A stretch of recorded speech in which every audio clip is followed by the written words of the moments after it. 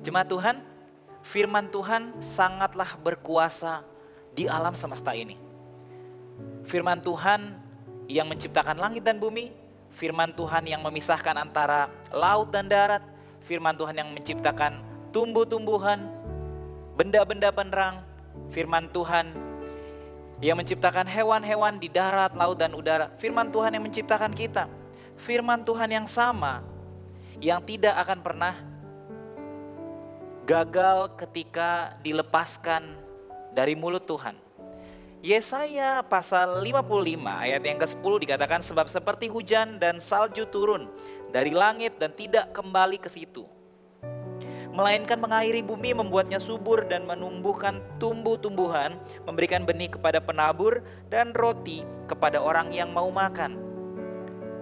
Firman Tuhan berkata bahwa seperti hujan yang tidak akan pernah balik lagi ke langit, naik lagi, tapi dia akan terus turun, membuat tanah basah, subur dan menumbuhkan benih-benih.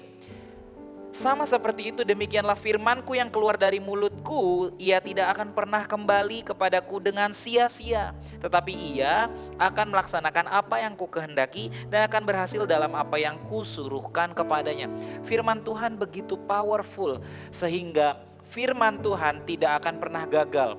Tuhan tidak akan pernah melakukan sesuatu di luar dari firman-Nya. Itu sebabnya sangat penting dan sangat berkuasanya firman Tuhan bagi hidup kita.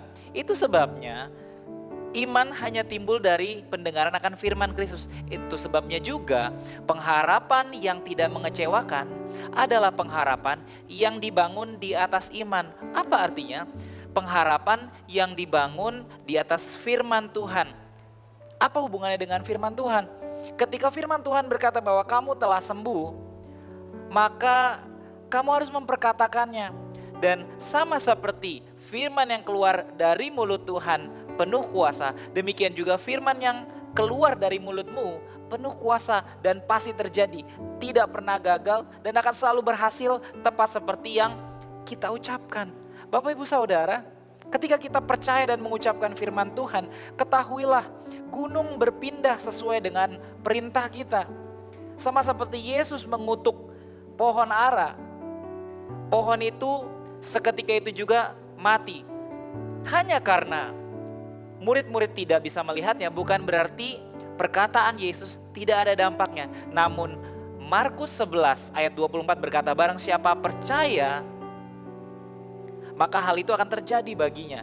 Itu sebabnya apa yang kita percayai, apa yang kita harapkan harus kita ucapkan Bapak Ibu, supaya itu menjadi kenyataan di dalam hidup kita.